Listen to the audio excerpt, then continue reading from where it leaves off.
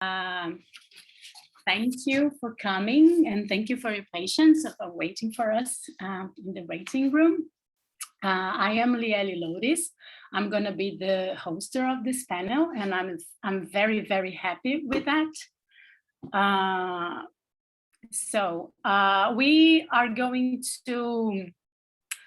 We are going to make the presentations, all of them, and then we're going to open for the questions. So you please, you write down your questions, and then after all the three presentations, you can ask them. Okay. So I'm going to say a few words, and then we're going to start with Professor Saliou. So I'm very proud to host this panel because the works that we are going to present here, they are the core of this forum, which means that we are bringing together those papers that represent and challenge the academy in the sense that the producing of knowledge, it's not hosted in only one institution or in one kind of institution, the hegemonic institution of knowledge. But we are trying to call the attention that knowledge is something that a humankind can produce, is a natural gift that we have. So all of us are able to produce knowledge. And the knowledge that we produce is going to be driven by what interests us in a personal way, and about all the things that we have in our surrounding. So the knowledge we produce is something that very particular, and it's that's what makes knowledge something rich, because it could reflect all possibilities of humankind. So when we decide that there is only one way of producing knowledge and only one way to recognize it, I'm talking about the hegemonic institutions, academias, and in Western especially, we are saying that all the other possibilities are not knowledge, and this is not true. So that's why those works are very dear to me, and we put them together because they are good representatives of what we are trying to do in those days of discussion we're going to have ahead. And we put them together also because they are from the Global South. We call Global South in academia those countries. And they can show the brightest of the knowledge and the strength of the people and the land in the South. So that's why they are together. And without further ado, I'm gonna present Professor Saliou Dione. He's an associate professor and a lecturer and researcher at Dakar University in Senegal. There, he teaches African and post-colonial studies. He's currently the head of the English department and director of the African and colonial post-colonial studies laboratory in that institution. He's also a distinguished faculty at the Rutgers, did I say correct? Rutgers University, based, sorry? Rutgers University, okay. in the United States. Okay, thank you for your help. And he also holds a doctorate in African and post-colonial studies and a postgraduate diploma in American literature and civilization. His main areas of academic interest are research includes society, culture, conflict, ethnicity, theories, international relations, politics, economy, language, discourse, health, Pan-Africanism, diaspora, post-colonialism, African literature, oral and written, gender, sexualities, migration, race issues, and development issues. He has published a wide range of articles covering all those issues. He has been a senior Fulbright visiting scholar at the Houghton at the State University of New Jersey, USA. So he's going to present the work, Decentering and Reappropriating the Discursive Narratives on Gender in Post-colonial Africa, a Decolonial Perspective. The word is all yours, Professor. Okay, thank you for this kind presentation. It's really a pleasure and an honor to be part of this panel. I would first like to thank the organizers, the Global South Initiative, but also the organizing committee, like Beatriz, Lieli Loures, Sarah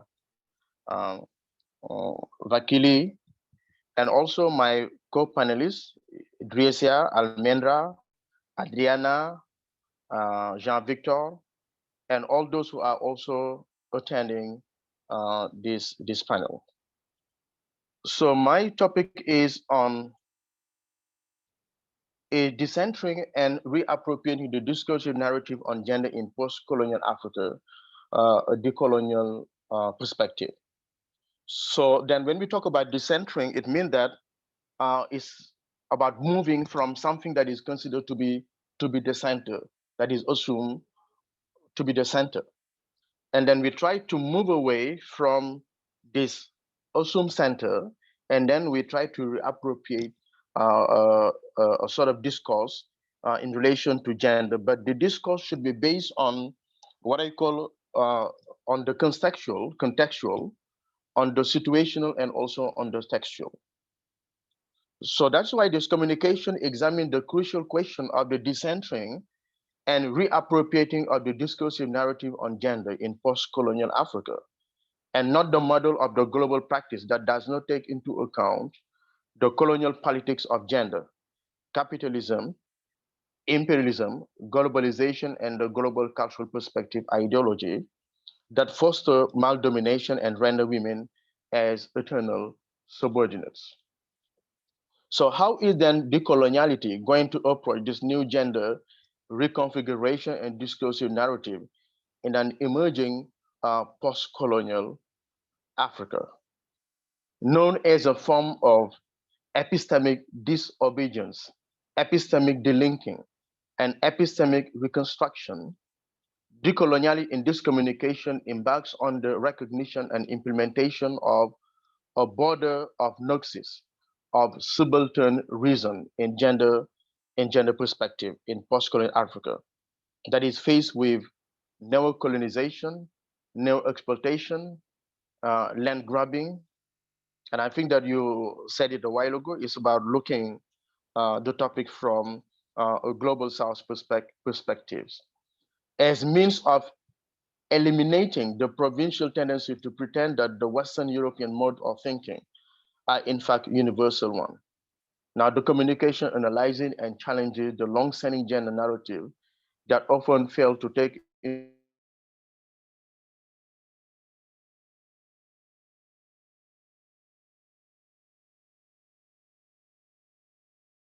into account some prevailing parameters in neocolonial. The idea is to reread, to reanalyze, to reevaluate, and reapproach the discursive narrative in the African context that is marked with or by so far untapped new paradigm, new forms of being, new forms of unbecoming, and new forms of unbelonging that are being assumed along with unequal spaces, unequal and unequal opportunities given to each different gender discourses, hailing from everywhere and to each subject, like male and female, masculinity and femininity.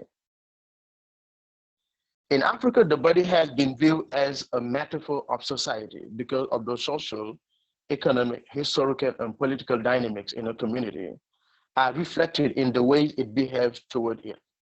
However, with colonization, many Africans were brought up in the confusion that characterized the transition from what is called traditional to modern society with a dose of westernization, especially with school and what I call the colonial church, which is different from what I call the church itself. In many societies, gender has been reconstructed to enable the individual, male and female, to play the role as expected of them in the neo-colonial deal. In fact, gender then, as a socially determined difference based upon the biological differences between men and women, needs a more contextual and reasonable measuring tool to grasp the different and basis of inequalities, inequality in political and economic power, inequality in access to resources and education, inequality in opportunity, and therefore inequalities in life experiences. In looking at gender from the emergence of Western feminism to Black feminism, to African feminism, to post-colonial feminism, to Stewardism, one realizes how the African woman has been an unparalleled laboratory. It is in this framing that the idea of gender narrative subjective and objectivity should be inscribed. There are still narrative gaps that remain to be filled for an equitable perspective on men and women, on femininity and masculinity. In fact, it was not until the influence of both radical feminist and Marxist feminist studies that began to focus on the implication of the relation between the mode of production and patriarchy in the emerging class division for African women. The study on pre-capitalist and colonial capitalist mode of production, patriarchal relation and class relation by contemporary feminists, such as Jen Paper, Jen Cookman, Elizabeth Smith, Claire Robertson, Nancy Folbe have contributed to the study of what they have conceived as African women's oppression from a materialistic mode of production analysis. There is in their study a marked tendency to oppose the seemingly women's oppression in terms of autonomous patriarchal structure, as if patriarchy was or is still is the norm everywhere across Africa, and in terms of autonomous reproductive structure, and in terms of autonomous ideological structures. As women, they were oppressed and exploited because of their racial identity by both European men and European women. At that time, there was also no recognition of their power and influence at the political, economic, social, and cultural level. Instead, both were engaged in the restructuring of exploitation and oppression under the colonial capitalist state. But African women were courageously and vigorously challenging the dual exploitation and oppression they experienced under both the slight indigenous patriarchy, since it was not meant for domination, but for a harmonious life system in society. It was deep colonial patriarchy that is related to the system of patriarchy that was established with colonization that marginalized women, since they threatened the stability of the colonial patriarchal authority and power and the economic stability of the colonial state. The exploitation and oppression they experienced was shaped by the coexistence and dual political system, dual patriarchal system, and dual mode of production.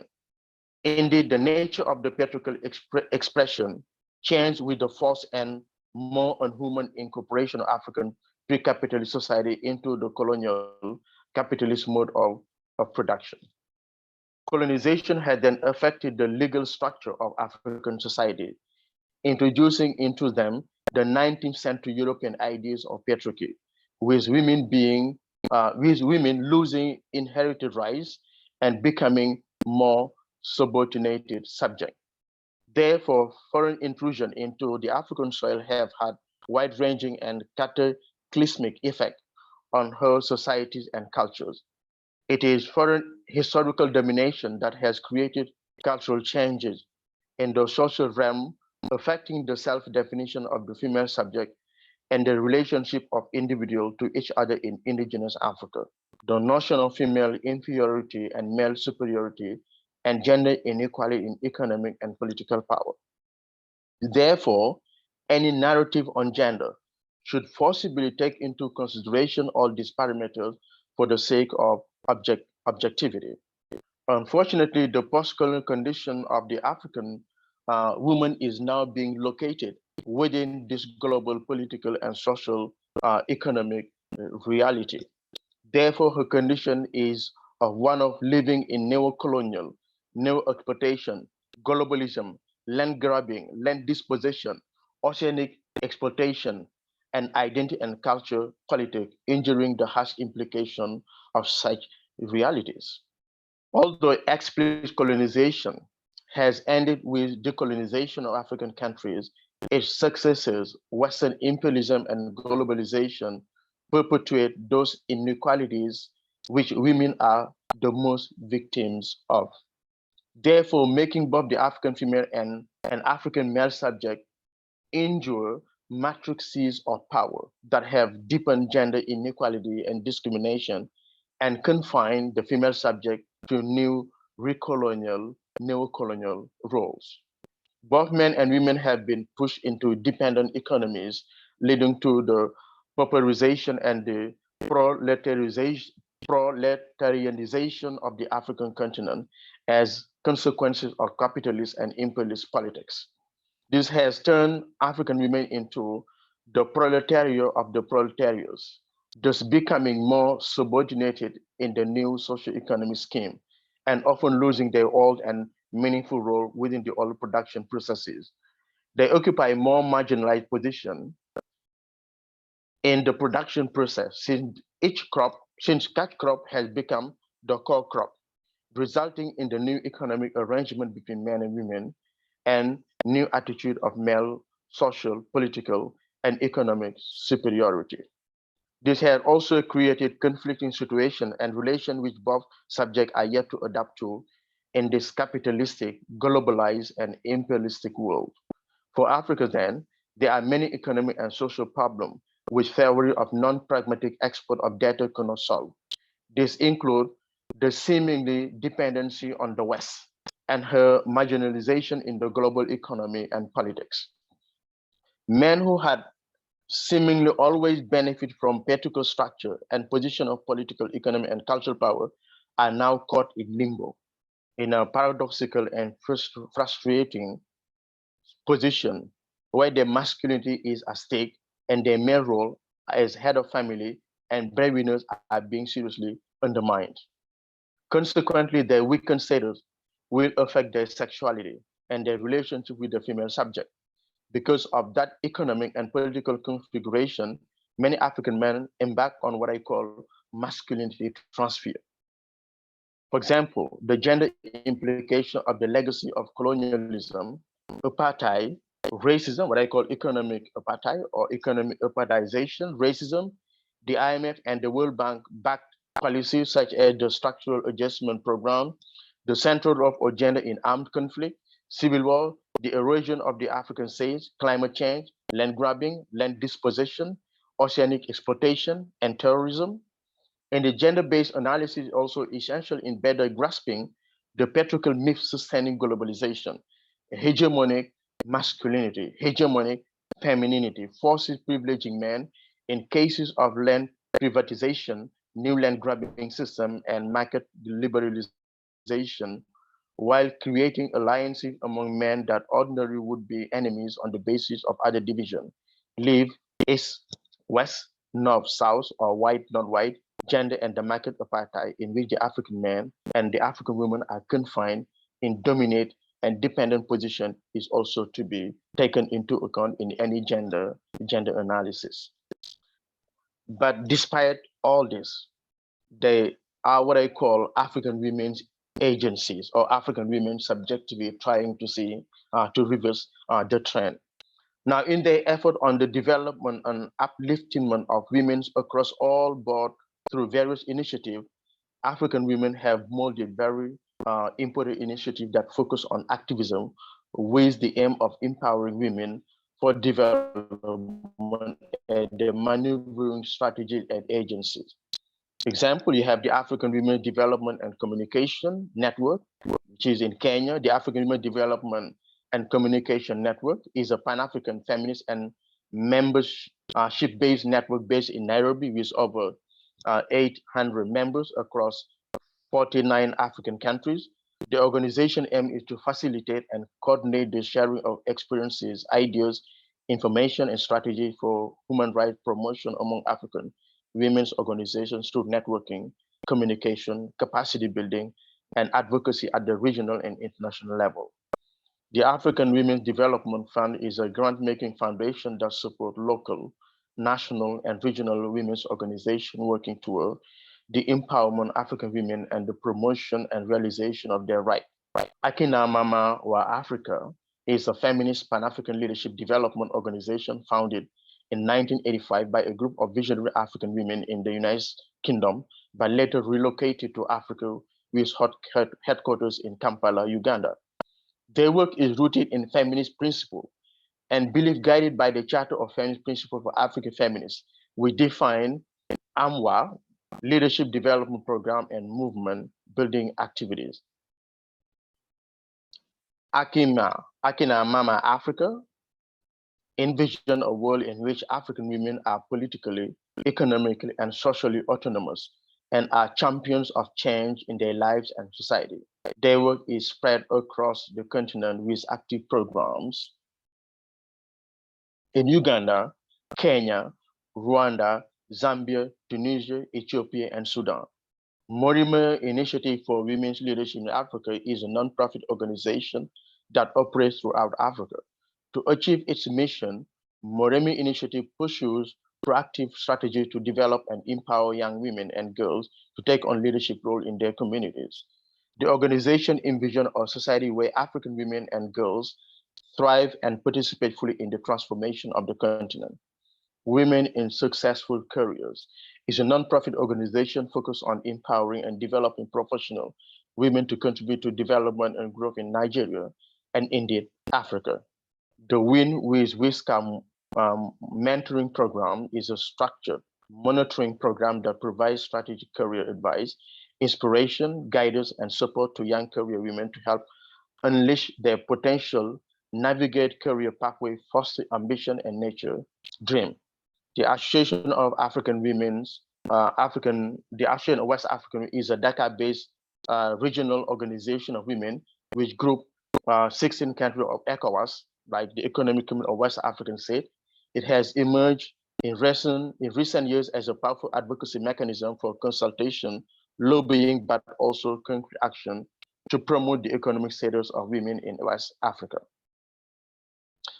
Association of African Women for Research and Development is based in Dakar, established by women research and activists driven by the passion to decolonize African research from the Western subjective analysis, which was not reflecting women's status and commitment in the development process of the continent.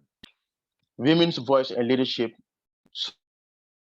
support organization and network promoting women's and girls' rights. As more organizations continue to spring up for the advancement and equal opportunity for women, we continue to notice an increase in the number of women taking up leadership roles at multinational and various spheres of life. In Senegal, we have what we call the Gender Parity Law that allow women to be elected in parliament. So in the Senegalese parliament, I think in the world you have it with Rwanda, you have 50% of women, but also 50% of men.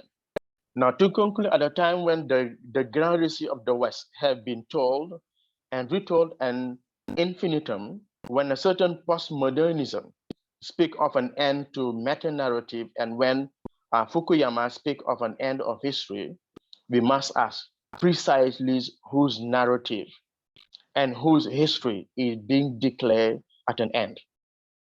Hegemonic Europe may clearly have started to deplete its strategic repertoire of stories, but third world people, the global South, first world minoritarian communities, men and women, have only begun to tell, deconstruct, and reconstruct theirs in a globalized and imperialistic world.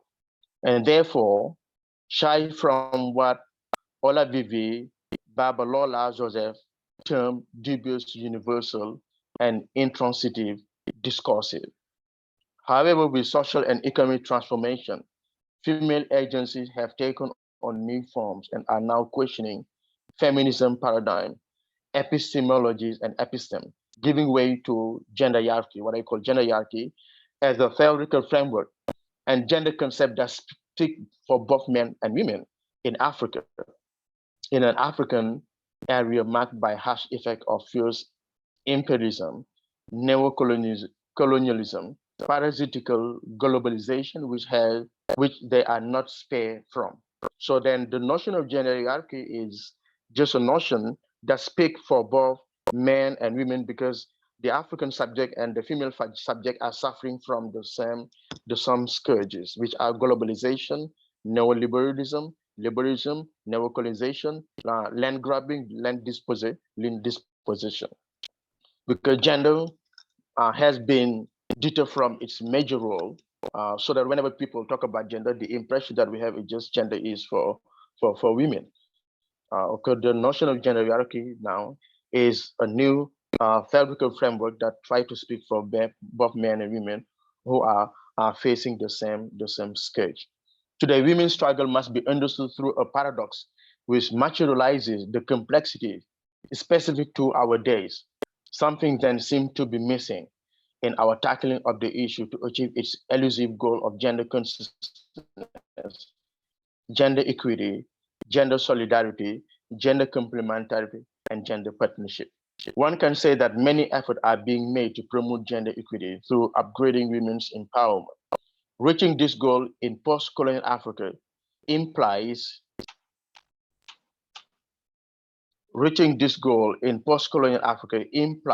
creating safer in economic and political environment, safer educational environment, with the active participation of women and girls contributing to their long-term empowerment and leading to the adoption of more favorable and egalitarian social norms.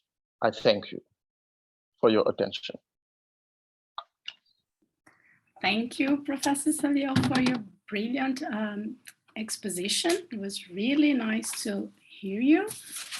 Those who have questions, I do. Please hold your questions to the end.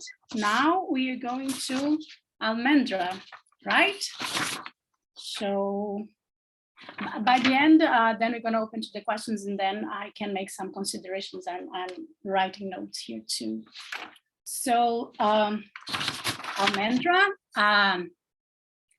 I will present you, and then you're gonna speak to yourself, okay? So Almendra Espiniza-Rivera, she's a Chilean resident in Germany, right? She's Artivism, no, this is your title. The title of her presentation is Artivism and the Colonial Feminist, Building Bridges Between Social Movements and Academia.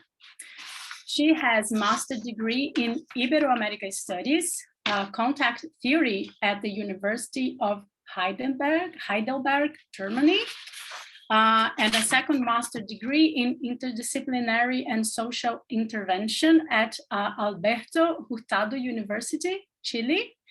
Her fields of research includes pedagogy of liberation and buen vivir, human rights and feminism, Artivism and the colonial representations. She is the co-founder of a feminist study group, and she has a very nice background, living as a migrant for 10 years between South and North.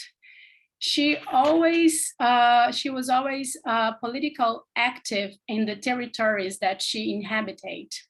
And one of the most important lessons she learned in this process of mobility is that in any geographical region or national state, there can be a clash between colonial power structures and the oppressed collectivities. It is in the middle of this struggle that the relationship between activism and knowledge transfer with academia emerges. So now it's your turn, Almendra. The microphones are yours. Thank you. I will share my presentation. Okay. So, I need to share this. No, sorry. Yes, yeah. Can you see the full screen? Yeah, super. So I will start now. Yeah, I have my time here. Okay. My presentation is called Artivism and the Colonial Feminism, Building Bridges Between Social Movement and Academia. And this presentation is the result of the conjunction between two experiences. On one hand, my work, collaboration and learning with women and indigenous organizations, queer and feminist collective, and educational and cultural institutions. And on the other hand, my academic background in social science and humanities, and in particular, what I am learning and understanding of as the colonial studies under the lens of a German university, as Heidelberg. So to start, I will introduce this concept of culture of resistance. This is the ground of my proposal today. I choose 4 characteristics of this concept because culture of resistance is the base of social movement. But I will illustrate these characteristics at the end of my presentation. So here is the core of my proposal, and is I try to answer the question of how are connected direct action and academia, and what is the role of Artivism and the colonial feminism and the colonial thinkers. So there is a linear development of my proposal, which starts with culture of resistance, as I said, followed by direct action as an expression of this resistance, and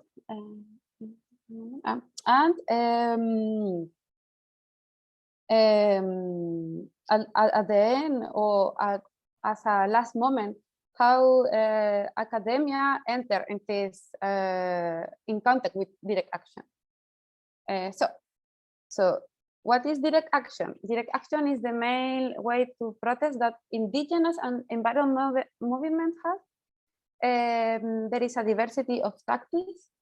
Is based in a decolonial perspective of, and a critic of modernity, civilization, emphasize decentralized and no-hierarchical organizing, involve global struggles against extractivism, exploitation, racism, and patriarchy.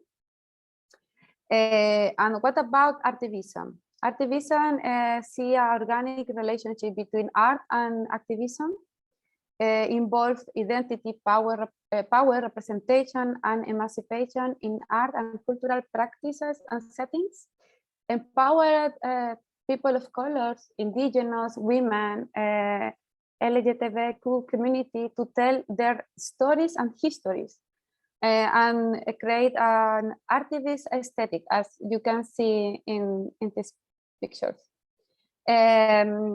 Also, this involves a collaborative work in public space, challenging the traditional male dominance of public art and prescribed gender roles. So, starting with the relation of direct action and the colonial feminism and Artivism, these both are theoretical and practical forms in which direct action is manifested. As many of you already know, the colonial feminism is an intersectional approach of class, gender, race, ethnicity, and brings a view of different ways of oppression, but the most important for me, of resistance. Also is critical with the Western or white feminism influence. And in this, I don't know, it's not a graphic, but it's a how my brain works in this connection. So how direct action is connected with academia. I think that the colonial thinker and some activists, because some of them are both, become a hingle between academia and direct action. Also, there is a dialogue between Artivism and the colonial thinkers, and the colonial feminism emerged inside academia through new narratives that the colonial thinkers are teaching and are developing. Some examples, for example, Chicana Artivism with Judy Baca, contemporary collaborative art strategies with Chela Sandoval, Escrivivencia with the Brazilian Conceição Evaristo, Black Feminism with Angela Davis, Marxist Feminism with Federici, and Mujer y la no maternidad by the Chilean writer Lilia Meruane. Also, for me, it's very clear that between the colonial thinkers and Artivism, they are exchanging ideas and they are learning from each other. For example, La Guerra contra las Mujeres of Rita Segato inspired the performance of Un violador en tu camino of Las Tesis, or Verónica Gago, this Argentine scholar and activist. She is between Una Menos on the street, but also in theory she is working with Ni una endeudada menos, or La Potencia Feminista. And also guerrilla girls and their street intervention inspired the scholar and the academic work of Catherine McCormack of the influence and the engagement of art with feminist politics and the reinvention of art by feminist politics.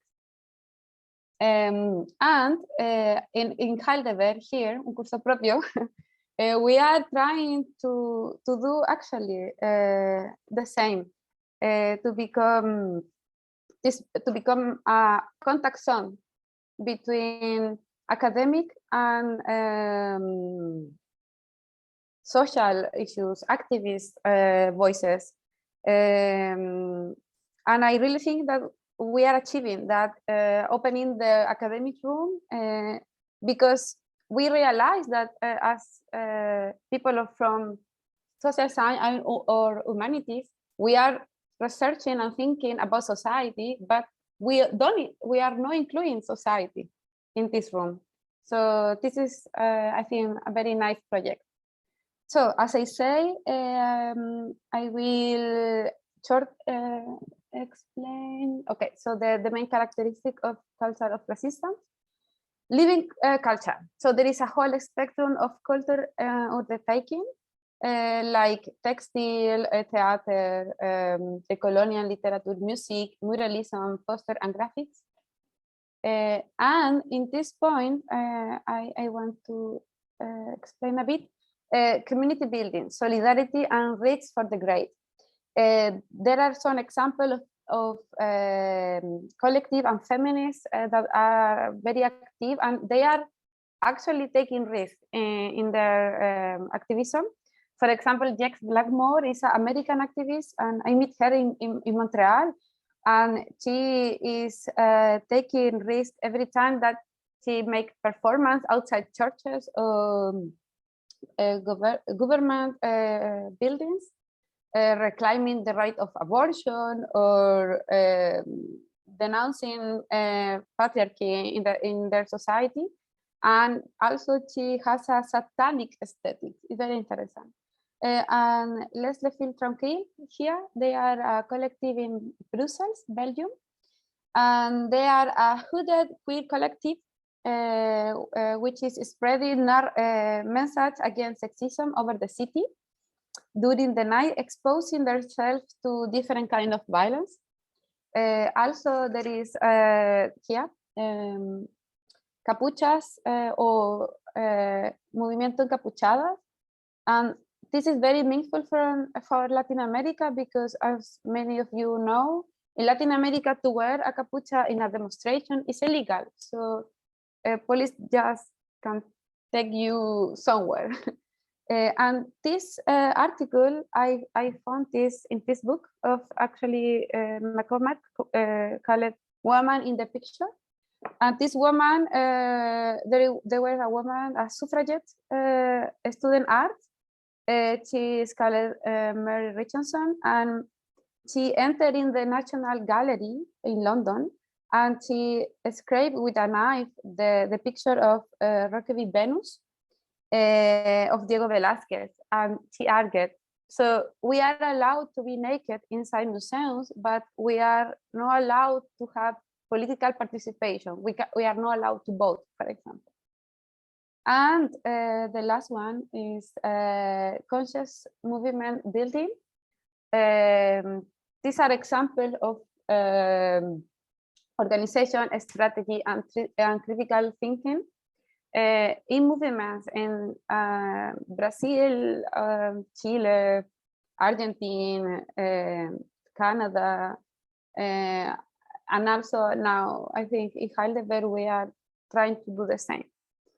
And this is the last one. I will just invite you, if you are around Heidelberg, we have an exhibition between 9 to 25 November, and it's called Reclaiming the Body, Feminism, Community and Territory. And through pictures, music, talks, videos, we invite the community to get into feminism through Artivism. So I think that is, I cannot see you, but can you hear me, right? Yes. Yeah, okay, so danke schön. Oh, thank you very, very much. It was a very beautiful presentation, very rich, full of very inspiring. I also have some questions, and but now, because we are running late, we are going to go to our third presenter in this lovely panel, Adriana Carneiro de Souza. So I'm going to read the presentation here. Titi, can you help me to go back to gallery? Sorry, guys, technical issues here. I don't know if it's only for me, but I'm not at the gallery mode anymore. Okay. I cannot see Adriana, that's why I'm like, okay. But I'm here. Okay, good. Oh, thank you. Good. Now I can see you. Okay, with this is a co-authored work between a Brazilian team, Adriana Carneiro de Souza, Beatriz Akemi Takeiti, and Jean Fontes. Adriana Souza will be representing the team here. She will do the presentation.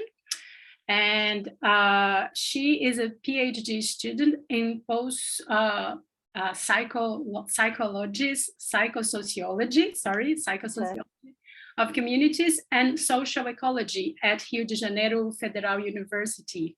And also she's a specialist in arts, culture, and education in the same institution. I will present your partners too, okay? Beatriz Akemi Takeiti is a professor at the Department of Occupational Therapy at the postgraduate program of Psychosociology of Communities and Social Ecology at Rio de Janeiro Federal University.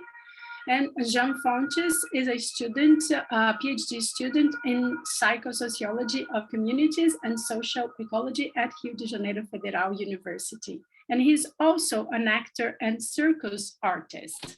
And I don't know, he was here, I'm not sure if he's here. And if he wants to join us, he's welcome. Now, Adriana, please, you're gonna present us Now We Are Feminists, the colonial discourses in the artistic cultural movement of peripheral urban in Rio de Janeiro. Please go ahead. Hi, Lieli, thank you. I'm gonna share with you my presentation. This is gonna be my first presentation in English, so I apologize in advance and mistake in my text or my speech. My presentation is opening here.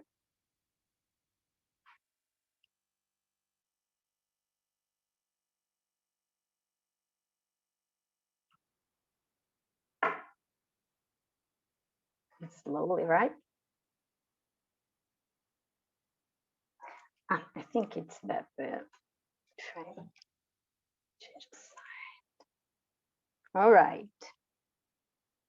Are you seeing my presentation? Yes. Yes. Okay. So my name is Adriana Souza. I'm a researcher and cultural producer from Duque de Caxias in Rio de Janeiro. I'm also a film clubist. I'm a bachelor in media studies and specialist in art, culture, and education, as Lieli has presented me before. Here with me is Jean Fontes, my dear colleague and partner, researcher, who is actor and performer and psychologist. He is also, as me, master and a PhD student in psychosociology in UFRJ. I would like to start saying that it is very important to us being here today. We are two cultural agents and researchers from peripheries, and we are very glad to be accepted in this panel and share our research. We would like to thank Cambridge University and the Center for Gender and Diversity University. So let's go there.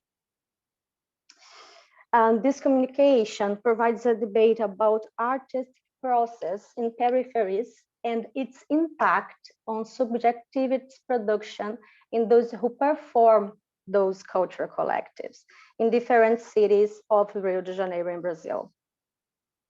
From a decolonial perspective, our analysis debates how aesthetic artistic production can impact in a discourse production that can fight against the violent relations of power that oppress those bodies. For this presentation,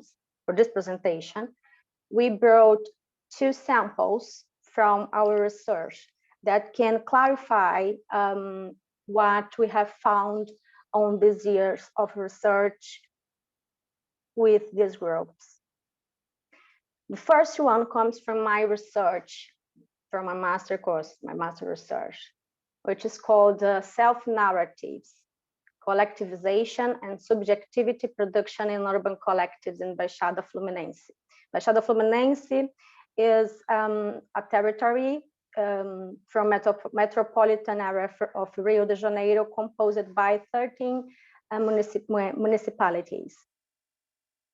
In this work, we discuss concepts of centrality of culture from cultural studies, power, discourse, and subjectivity production.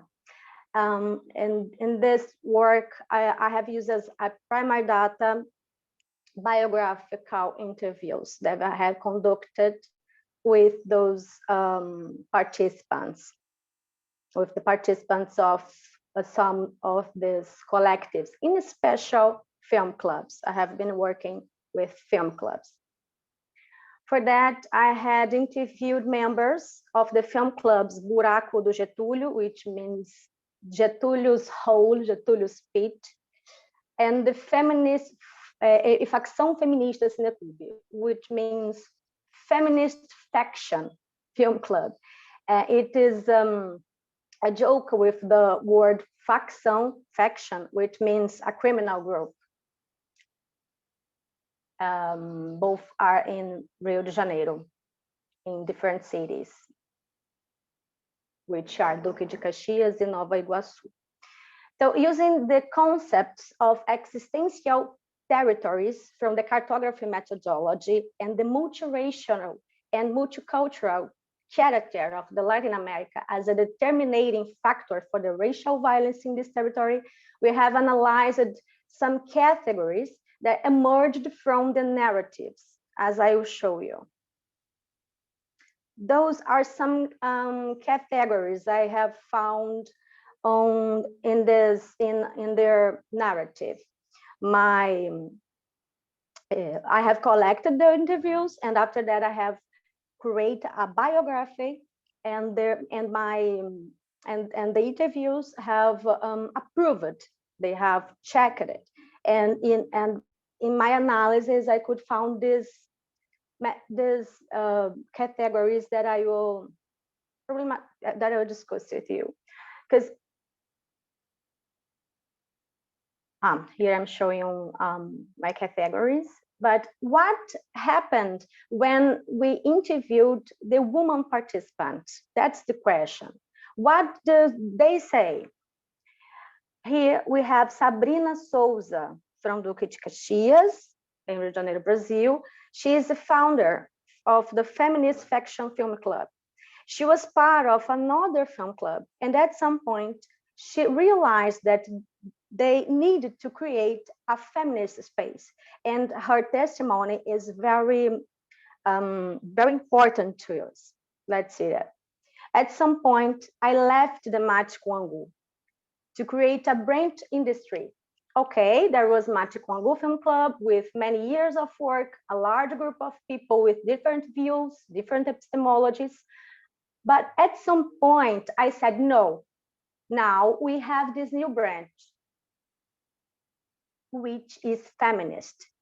And we had a position that respects the perspective of the Black feminism.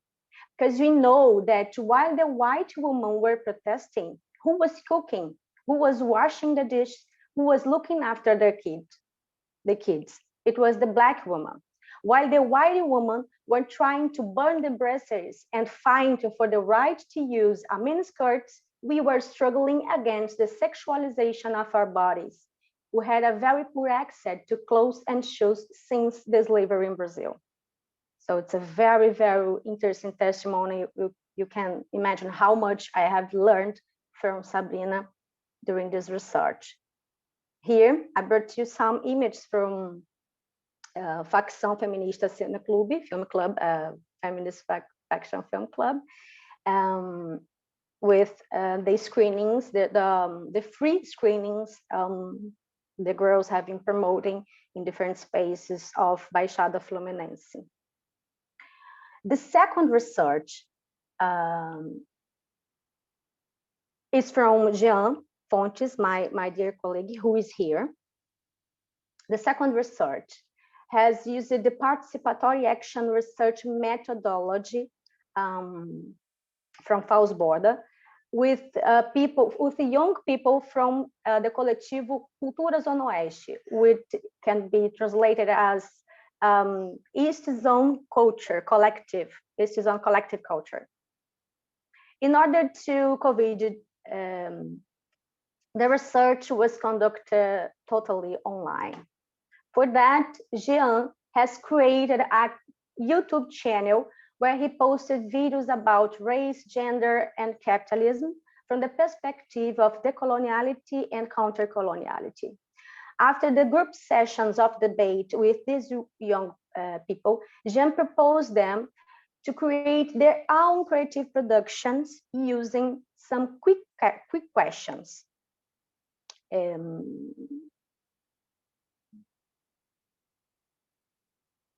Here we have one sample of the rich work from Jean.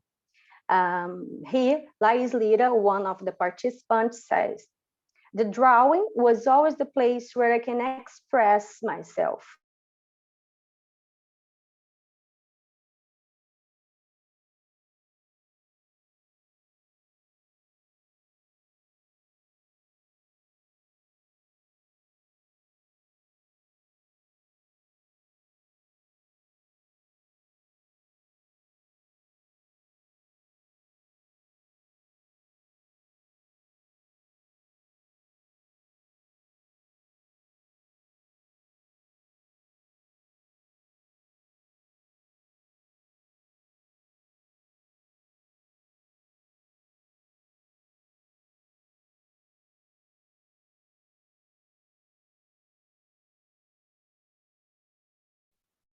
I think we lost Adriana. Did we? Yes, we can also not hear. Oh, sorry, we have. Hey! Something happened here. Can I go back there? Now you're back. Now you're back. Okay. Yes. Some happened here. I'm sorry. I'm going back. Okay. Okay. Okay. I'm sorry. I'm sorry for that. Technical issues. So as you can see, those collective projects, these groups act as an efficient tool of acknowledged production that can contribute to the fight against the oppressive discourses. The tensions mentioned by the female participants reflect social, gender, and race inequalities and the structural challenge that have been denounced for the researchers in Global South. In periphery territories, you can see creative livings emerging in opposition to the patterns, to the colonial patterns and impositions. We observed in our research the meaning of learning.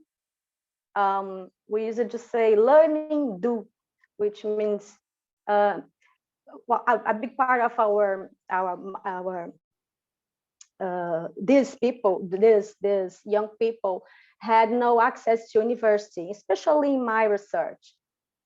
So there is a sense of learning do, which means they are always learning and creating themselves inside the collectives. There we have observed also an experience of producing culture in their territory, which is a power, right? And using Paulo Freire, the sense of enunciating the word. He used it to say that is enunciating the word that we see ourselves and we can start the change. Those creative space of cultural production are here seems as space that allow them to bring up the structural racism and the sexism discrimination to the center of the debate, as oppressions markers that impacts effectively in different spheres of the social and subjective experience of this woman.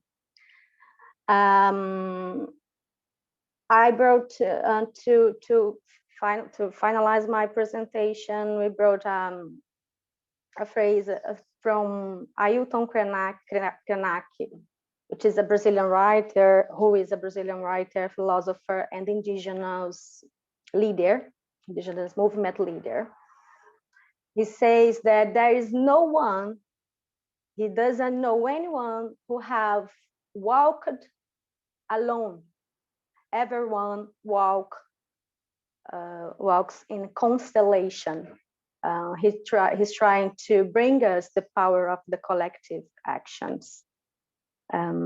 So thank you very much. Thank you, Lieli, Almendra, Professor Saliou, and Ms. Chichi, and everyone who is here. And once more, I apologize for any mistake in my text or my speech. Thank you very much. Wow, thank you, Adriana, for your lovely presentation as well. Don't worry about, we could understand you very well. It was lovely. Thank you. So before we go to the questions, I just want to make I'm going to tie up everybody here. We made a lovely tour. We started in Senegal, then we went to Chile, and then we stopped in Brazil.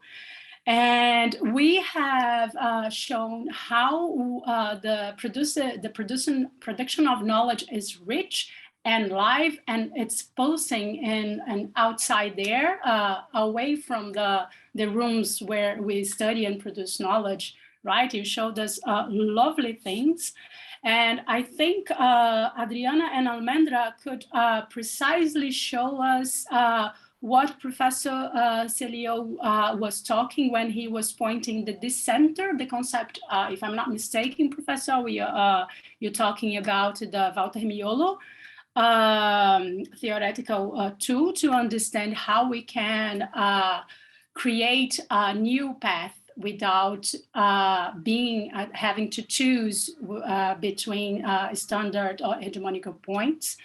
It's a very important and nice theoretical tool. I like it. And also you talk about disobedience and the reappropriation of narratives, which I think it was very clear in the two last presentations with the artwork, and how Almendra showed us how strong is the relationship and the links between the artists, artivists, and the colonial thinkers. They are working together, producing knowledge, and while they are fighting politically. I think the same thing goes to Adriana when she brings us those women in Rio de Janeiro periferia, talking about their life experience and how they fight against the hegemonic power and against the hegemonic white feminism. I think it was brilliant. So with all that in mind, I would like to hear the audience. If you have any questions. Once again, I apologize for the delay, but we had technical issues. So if you have any questions, you can raise your hands. I think that's how it works, right? We still have time, so you can also you can write in the chat if you don't feel like talking. If you don't feel like speaking, you can write it down and then you can read it.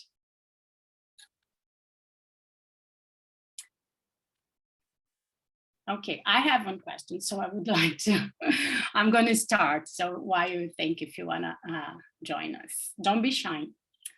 The first one is for Saliou.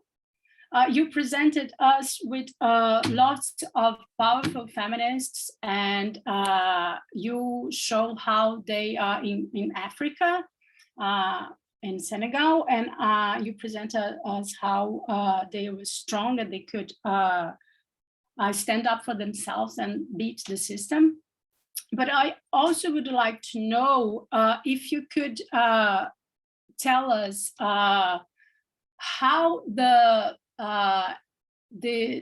patriarch and if I'm not mistaken, I think the Christian regime is still strong in many countries of Africa, and how this things together, Christian regimes of religion and patriarch, I think they're super together.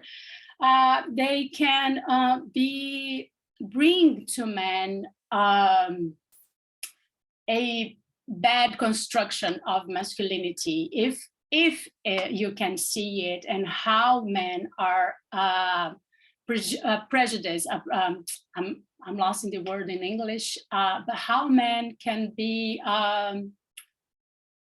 not so privileged in this regime. And because you point at the end of your presentation that women and men, they are sometimes together in the same position. So when you see this bad characters or environment that those regimes bring and can make the men in the same level of oppression as women. I'm not sure if I was clear. If I'm not, you tell me. And Almendra, also, I would like to know how you make this, the selection of the artists that you present, and how do you put them together? Because they were very broad, and I think you did it right, but